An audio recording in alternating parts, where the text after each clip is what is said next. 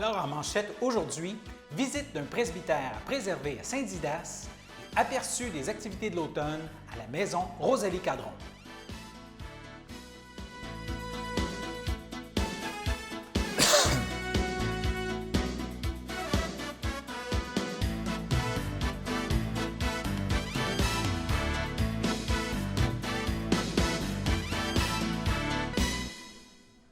Alors bonjour mesdames, messieurs, mon nom est François Robert et bienvenue à votre bulletin d'information régionale du vendredi 28 août.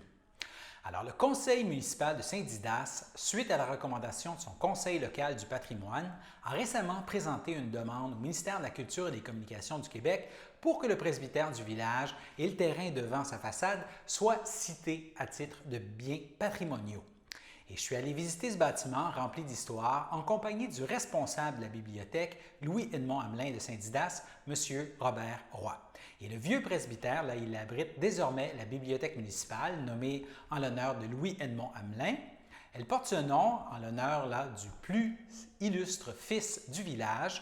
On se rappellera là, que Louis-Edmond Hamelin était un géographe natif de Saint-Didas, qu'il est décédé au mois de février 2020.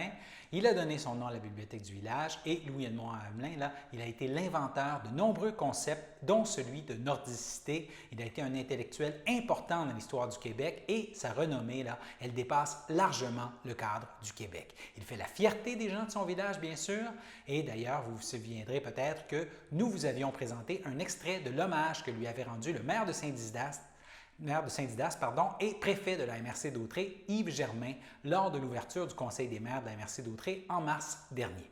Cela dit, le responsable de la bibliothèque et coordonnateur à la vie culturelle de Saint-Didas, Robert Roy, s'est avéré un excellent guide pour notre visite du presbytère. Il nous a aussi expliqué la démarche auprès du ministère de la Culture ainsi que les activités à venir à Saint-Didas dans le cadre des Journées de la Culture cette année. Alors, suivons le guide. Je suis bien heureux de vous présenter cette belle rencontre. Voici la première partie de l'entrevue réalisée avec Robert Roy. Mon nom est Robert Roy. Moi, je suis le nouveau responsable, le coordonnateur, en fait, à la bibliothèque et à la vie culturelle à Saint-Didas.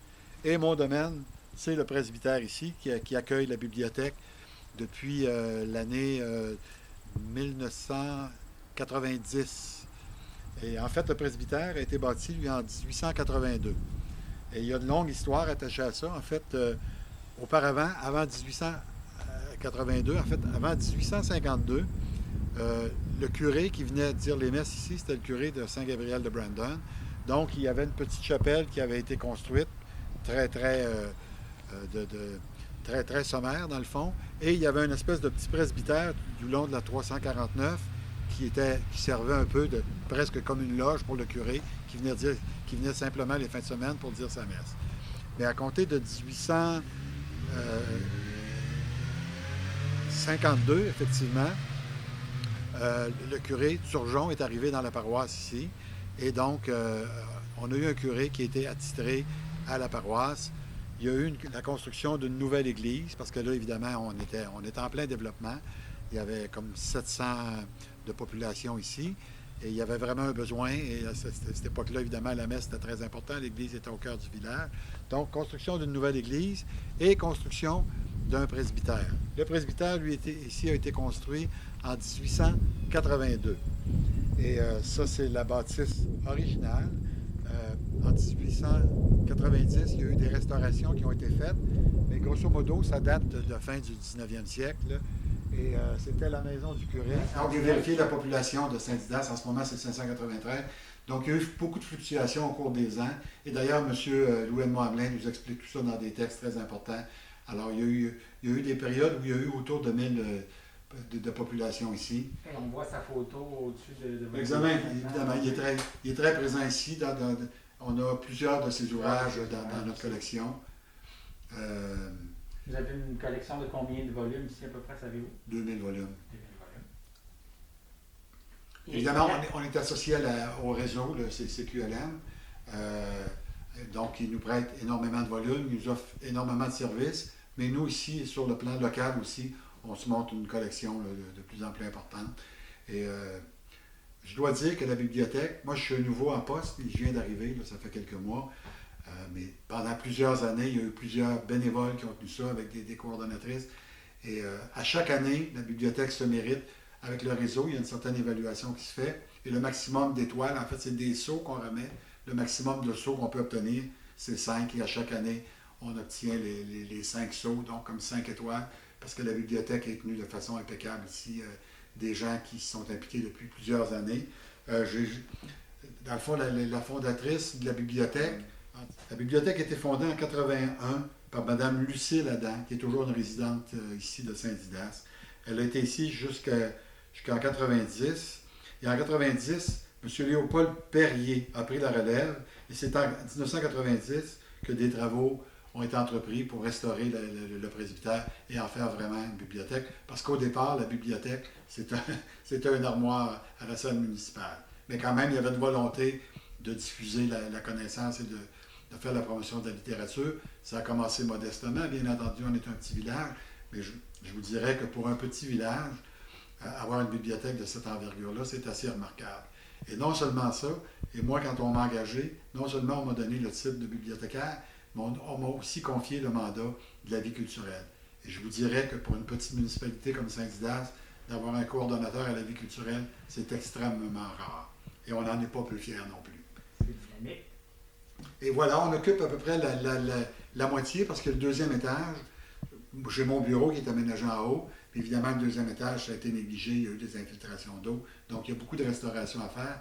Donc, d'où l'importance de citer ce bâtiment-là comme étant un bâtiment patrimonial dont l'architecture a une valeur inestimable et ce qui nous permettra éventuellement d'aller chercher des subventions pour la restaurer, lui redonner une seconde vie, évidemment. Je ne sais pas si vous avez remarqué, mais à l'extérieur, il y a quand même beaucoup de travaux à faire pour la restaurer. Évidemment, l'intérieur a été refait ici, les planchers sont magnifiques, tout est beau, il y a des belles boiseries, mais l'ensemble de la structure pour supporter le deuxième étage et faire l'extérieur et même le paysagement autour. Donc tout ça s'inscrit dans une démarche qui devrait aboutir d'ici quelques années et redonner toute sa vigueur à ce bâtiment magnifique.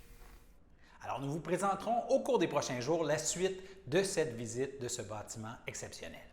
Maintenant, si on regarde un peu le nouveau portrait de la situation pandémique dans la Naudière, la dernière mise à jour a été publiée hier. Selon ces chiffres, la MRC d'Autrey aurait 33 cas considérés comme des cas actifs, donc des personnes qui ne sont pas décédées et sont toujours malades, ce qui place désormais la MRC d'Autrey au deuxième rang dans la Naudière en termes de cas actifs. Par comparaison, la MRC de Joliette en a 44, celle des Moulins 25, l'Assomption 25 aussi, Matawini 11 et Montcalm 9. Dans la MRC d'Autrey, les municipalités avec le plus de cas actifs sont Mandeville et Lavaltrie avec entre 11 et 20 cas actifs chacun, suivi de Saint-Gabriel-de-Brandon avec entre 6 et 10 cas actifs selon les informations fournies par le CIS. Il faut donc demeurer prudent. Cela dit, nous passons maintenant à notre première pause. Le samedi matin, dès 9h30, nos téléspectateurs sont invités au Super Bingo télévisé diffusé de nos studios de Berthierville. Depuis maintenant une vingtaine d'années, plusieurs adeptes de la télévision régionale se sont partagés un montant de 600 $ disponible chaque semaine lors de cette joute de bingo télévisé. Un animateur et 3 bénévoles se succèdent à la caméra dans le but de vous faire passer une petite heure agréable et payante le samedi matin. On peut se procurer les cartes de jeu chez les dépositaires autorisés participants, c'est-à-dire à Berthierville, le dépanneur Formule 1 rue Gilles Villeneuve, le marché IGA Extra sur la rue Gabrielle Brissette, le marché Métro rue Notre-Dame, la pharmacie Proxime rue Frontenac, le garage Pétroté sur la rue Gilles Villeneuve et à Saint-Ignace de Loyola, le marché Aldo rang Saint-Michel, le dépanneur Le Magasin Esso sur le chemin de la Traverse. C'est un rendez-vous tous les samedis matins à 9h30 sur les ondes de CTRB, votre télévision régionale et communautaire.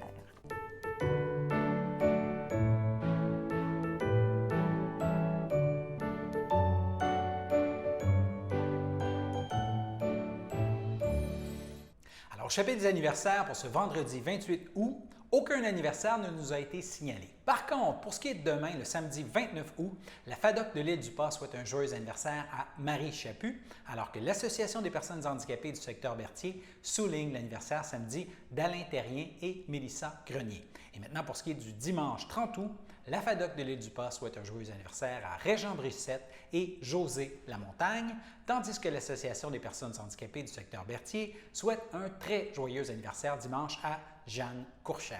Alors, un excellent anniversaire à toutes ces personnes. On passe en culture maintenant. Ma collègue Danielle Yvon prend aujourd'hui le relais de nos étudiants retournés en classe pour vous présenter des suggestions d'activités à faire dans la région en fin de semaine. Merci François. Je vais vous parler des activités qu'on peut faire en fin de semaine. En premier lieu, à la chapelle de Décudebert, vous avez l'exposition présentement de Laurine William qui fait du cinétopipe. Et cette activité-là, vous allez pouvoir faire une activité, tenter de faire une œuvre d'art selon cette méthode demain, le 29 août, entre 13h et 15h et le coût est de 15 $. Je dois vous spécifier que vous devez absolument vous inscrire en passant par le site Internet et envoyer un courriel.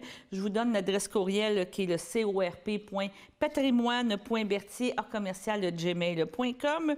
Vous mentionnez que vous voulez participer à l'activité du 29 août. Il reste encore quelques places. Nous avons vérifié et comme je vous mentionne, elles vont vous répondre directement pour confirmer votre inscription. En cas de pluie, l'activité est remise au dimanche.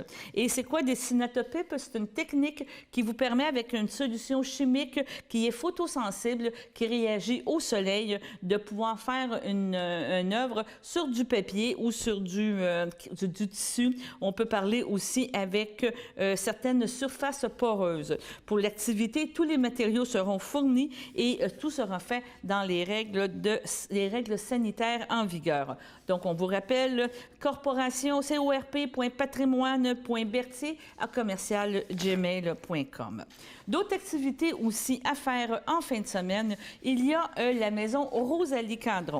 À ce sujet, j'ai rencontré Sophie Lemercier qui nous a parlé de deux choses en particulier. Une hémorrocaille qui a été nommée au nom de Rosalie Cadron et elle nous parle aussi des activités à faire en fin de semaine et dans les fins de semaine qui suivent. Encore là, sur le petit vidéo qu'on va vous présenter sur le Zoom, vous allez avoir le numéro de téléphone, on vous le répète quand même, 450-586-2727. Bonjour Sophie, ça va bien? Ça va bien, et toi, Danielle? Ça va bien. Je suis avec Sophie Lemercier, qui est la directrice générale de la maison Rosalie Cadron et la Valtrie. Tu me disais que tu avais quand même eu un bel été, quand même satisfait là, de la réponse des visiteurs pour la maison, oui? Oui, tout à fait. En fait, cette année, on ne savait pas sur quel pied danser. Hein? C'est un jeu de dés. Soit les gens, ils restaient chez eux, ou sinon, ils étaient à bout, puis ils venaient de vouloir sortir de chez eux, voir des choses. Puis je pense qu'on est tombé sur les bonnes faces d'idées parce qu'il y a beaucoup de visiteurs, malgré le fait qu'on n'a pas de groupe, malheureusement, à cause des règles. Les gens viennent nous voir, donc on est bien contents. Sophie, on va terminer notre petite entrevue pour parler des activités à venir. Là, on tombe dans la période, on pourrait dire automnale, fin de l'été, mais chez Rosalie Cadron, il y a encore beaucoup de choses. Hein. Je voyais qu'il y avait beaucoup d'activités encore, c'est bien ça? Oui. Donc, dès dimanche, on a eu la confirmation la semaine dernière là, que les artisans de la ceinture fléchée de la Naudière vont faire leur pèlerinage annuel à la maison Rosalie Cadron. Ils seront de passage dimanche après-midi, donc dimanche le 30, entre 13h et 16h pour faire des démonstrations. C'est sûr qu'il y a des mesures mises en place. Si vous voulez vous approcher des artisans, il va falloir porter le masque parce que c'est comme ça la vie. Ça va se passer à l'intérieur, même s'il pleut? À l'extérieur. À l'extérieur quand même? OK. À l'extérieur. On a des chapiteaux, on va faire que les gens soient à l'abri. Et puis ensuite, les 12 et 13 septembre, on participe aux Journées du patrimoine religieux. OK. Deux activités, on a une causerie avec la vice-postulatrice de la cause de Rosalie. Parce que Rosalie, on le rappelle, est sur le chemin de la sainteté. Donc, il y a quelqu'un qui s'occupe du dossier. Puis, cette dame-là, c'est Hélène Grégoire. Elle va donner une conférence causerie. Donc, les gens qui veulent jaser de Rosalie, qui veulent en savoir plus sur elle, ils peuvent s'inscrire à la maison Rosalie pour une activité qui est gratuite, mais qui va se tenir à l'église de la Valtrie. Donc, OK. On doit réserver à l'avance, c'est bien ça? On doit réserver, oui, parce qu'il y a des places limitées, évidemment, comme OK. Puis ensuite, on va tenir une petite exposition qui s'appelle la Sacrée Expo à la maison Rosalie Cadron, qui va mettre en valeur des objets liturgiques qui proviennent de l'église de la Valtrie. pour faire un lien, parce que nous, on a récupéré le tabernacle de la chapelle des Sœurs de Miséricorde, puis on va faire le lien. Donc, on va avoir des objets de culte dont le nom, on l'utilise en certaines autres circonstances. Sur un doigt, là. C'est ça, fait qu'on va faire le point sur ces mots-là, puis les exposer, en fait, pour que les gens puissent voir ce que c'est vraiment un beau calice. Et c'est ça. Donc, ça, on parle du 12 septembre. Est-ce qu'il y a prévu d'autres choses ou la fermeture, normalement, est à l'automne? Hein? C'est bien ça? Le 27, nous, notre dernière journée, c'est le 27 septembre. Puis, on finit en beauté parce qu'on a une belle activité, démonstration de savoir-faire d'Autré. Donc, ça va être tissage, fléché et gossage de cope. Un savoir-faire qui nous vient plus du nord de la MRC. Donc, les gens vont être là pour faire des démonstrations et tenir aussi des petits ateliers aussi en respectant évidemment les règles. Tout ça, ça va être gratuit. Ça va se passer à l'extérieur, à la Maison Rosalie-Cadron, le 27 septembre, entre 10h et 16h. Toutes les informations sont sur le site web de... Et on va mettre en bas, ici, en bas de page, on va mettre le numéro de téléphone pour communiquer avec vous si on va avoir d'autres informations.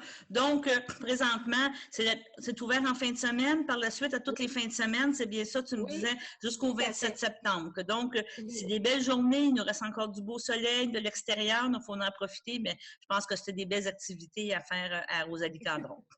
Maintenant, à l'île du Pont, vous savez que l'île du Pont a maintenant un jardin, une forêt nourricière. Et samedi, entre 9h et midi, il y aura une activité de nettoyage et de désherbage à la forêt nourricière qui aura lieu. Entre autres, M. Guillaume Pellan de Paysages Gourmands sera là et vous expliquera aussi qu'est-ce qu'il y a à faire. Ce sera une bonne façon d'apprendre les bonnes techniques d'entretien en permaculture et de recevoir de bons conseils. Vous êtes les bienvenus. Le tout sera fait dans une ambiance des plus conviviales, dans un climat d'apprentissage, selon les rythmes et votre disponibilité. Si vous êtes intéressé, vous pouvez encore envoyer un courriel à couj003@gmail.com. On va vous mettre l'adresse en bas de page. Maintenant, on vous parle en termes de culture et l'école de musique Fernand Lindsay est encore en période d'inscription pour recevoir les élèves, soit en guitare, violon, vous avez aussi piano, vous avez aussi des ateliers de chant et tout ça, vous pouvez aller voir premièrement sur la page web de l'école de Fernand Lindsay, l'école de musique Fernand Lindsay, ou vous pouvez aussi aller par téléphone au 450-753-5453 si vous voulez avoir plus d'informations. Maintenant, quoi faire aussi dans la région? On vous rappelle qu'il y a les sentiers de la Sirbie qui sont ouverts et avec l'arrivée de l'automne, les belles couleurs vont commencer à apparaître sur ce sentier merveilleux. Et maintenant, un petit peu plus loin dans la région, vous avez la galerie Yves XVI qui vous invite à une nouvelle exposition qui sera présentée par Pascal Baudet, commissaire et auteur. L'exposition sera de Montserrat Durand-Matacdas qui présentera son travail singulier et unique. Elle nous propose une incursion dans les formes originales aux différentes, vraiment anthropologiques et organiques avec des couleurs plein la vue, avec une réelle symphonie de formes et de couleurs. Cette exposition se tiendra entre autres du 5 au 19 septembre et le vernissage avec la présence de l'artiste sera fait à partir du 5 septembre à compter de 15 heures. On vous rappelle que cette galerie est située au 25 Beau Soleil à Saint-Gabriel et on vous mettra aussi en bas de page, pendant que je vous parle, le numéro de téléphone qui est le 514-966-8871 si vous voulez avoir d'autres informations. Maintenant, si vous voulez mettre des dates à votre agenda, l'exposition ou les conférences faites par Mme Véronique Loupe, très intéressant, une dentelière de la région. Et c'est un projet artistique collectif auquel vous pourrez participer. Nous allons justement vous présenter à CTRB une de ces conférences qu'elle a présentées à l'île Saint-Ignace. Et la tournée se continue et ce sera le 7 septembre lors de la fête du travail travail dès 10 h à la visitation de l'île du Pas et en après-midi à 15 h, ce sera au Chalet des loisirs de Sainte-Geneviève de Berthier. On parle maintenant, après ça, le 8 septembre, vous avez à la bibliothèque de Berthierville. Vous pouvez toujours prendre des réservations, avoir de l'information plus complète sur cette activité en allant sur le site Culture et patrimoine de la MRC d'Autrey et vous pouvez aussi communiquer au 450-836-7007, le poste 2528 pour s'inscrire à la vente. Maintenant, je sais que nous annonce quand même des journées un petit peu plus grisailles dans les prochaines journées, soit samedi et dimanche, mais des fois, c'est le temps qu'on profite pour mettre en ordre nos papiers dans la maison. Il y aura une clinique juridique téléphonique gratuite à travers le Québec. C'est une 34e édition et ce sera axé cette année sur la prévention et la solution des différends entre les personnes. Donc, vous pouvez, alors, je vais vous donner un numéro de téléphone, vous pouvez appeler à ce numéro plusieurs avocats et notaires du jeune barreau de Montréal qui sont bénévoles toute la journée, le 29 et le 30 août, donc en fin de semaine, de 9 h à 16 h. Je peux vous dire que les temps d'attente sont vraiment très courts. Ils prennent le temps de vous expliquer votre cas. Ils prennent le temps vraiment de faire les recherches et de vous donner vraiment des bons avis juridiques et tout ça est gratuitement. On va vous mettre en bas de page les numéros de téléphone à composer. On vous rappelle que c'est présenté par le jeune barreau de Montréal. Donc, vraiment une très belle initiative. Et comme je vous dis, c'est gratuit. Vous allez pouvoir avoir déjà une bonne information si vous avez un problème juridique à régler. Et on parle de toutes sortes de problèmes. Vous voulez avoir des informations sur testament, comment contester un contrat, avoir des informations sur plein de choses, les loyers, les baux, tout. Donc, vous téléphonez. Le numéro de téléphone est le 1-844-779-6232 et on vous rappelle que c'est samedi et dimanche entre 9 h et 16 h. Maintenant, en terminant, on vous parle de l'Association forestière Lanaudière. Encore là, c'est le temps des fois de planifier nos randonnées en forêt ou d'autres activités avec les belles températures qu'on a quand même en septembre. Et le jeudi 3 septembre, il y aura un 5 à 7 de cueillette de comestibles forestiers avec Yvan Perrault. Monsieur Perrault est un mycologue et qu'on connaît très bien parce qu'on a souvent couvert ses conférences. Il est toujours très intéressant et le tarif est de 25 $ par personne ou 15 % de rabais pour les membres. Donc, on va vous mettre en bas le site Internet de AFL Lanaudière, l'Association forestière Lanaudière. Et il y aura aussi, à partir du mois de septembre, des randonnées commentées dans plusieurs parcs de la région. Donc, très intéressant parce que vous pouvez avoir une randonnée commentée qui vous explique les arbres, la nature et tout, et par les belles températures qui nous restent encore là pour le mois de septembre, c'est vraiment une activité à recommander. Donc, c'était un peu quoi faire en fin de semaine. On vous reviendra la semaine prochaine avec d'autres activités pour la fin de semaine de la Fête du travail. Alors, merci Daniel. Nous passons maintenant à notre seconde pause.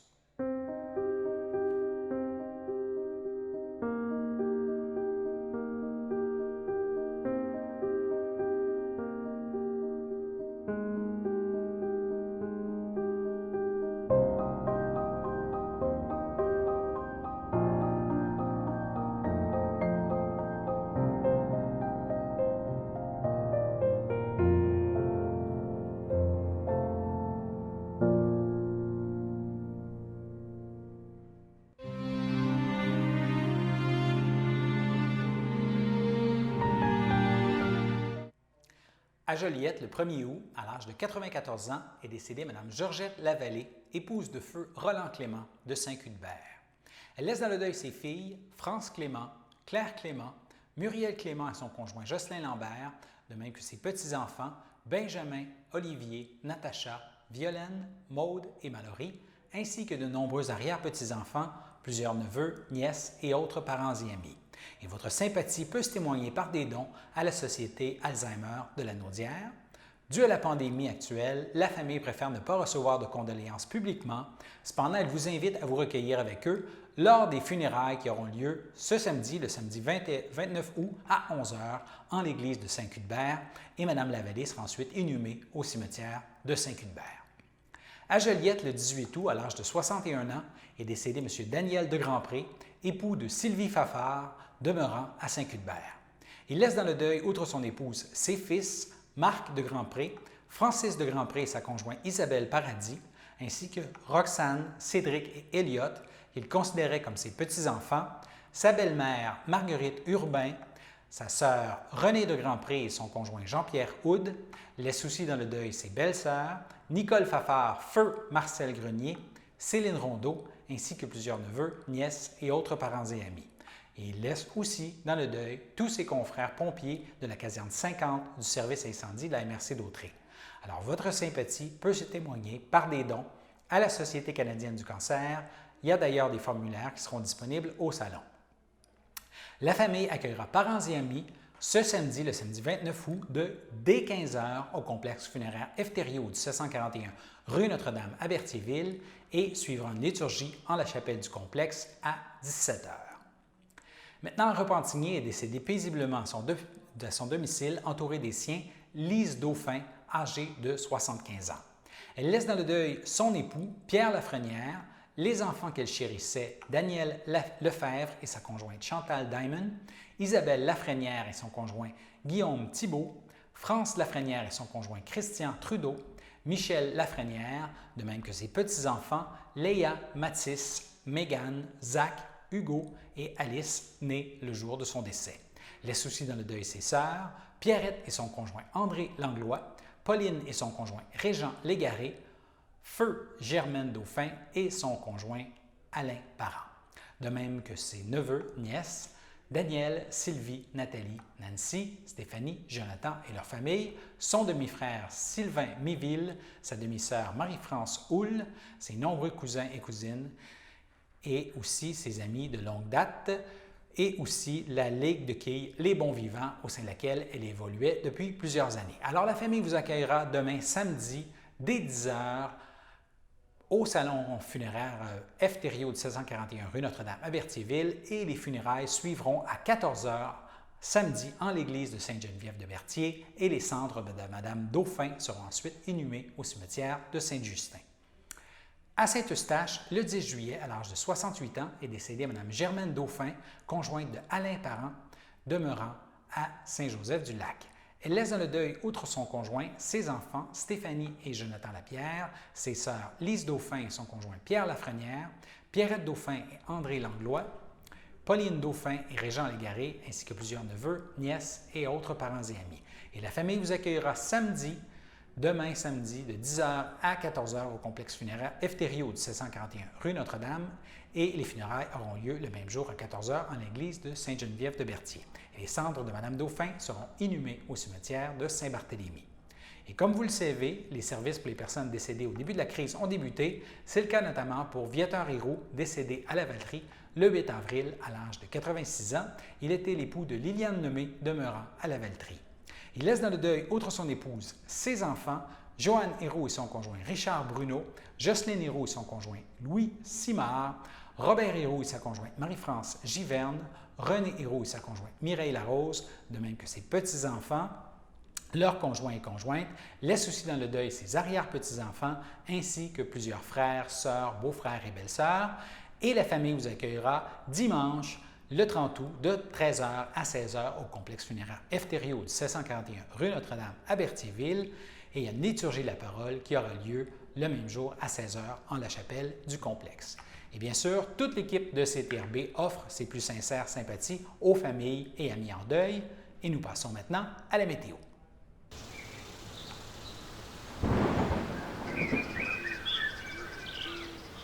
Alors ce soir, il y a des passages nuageux qui sont prévus avec une température de 18 degrés.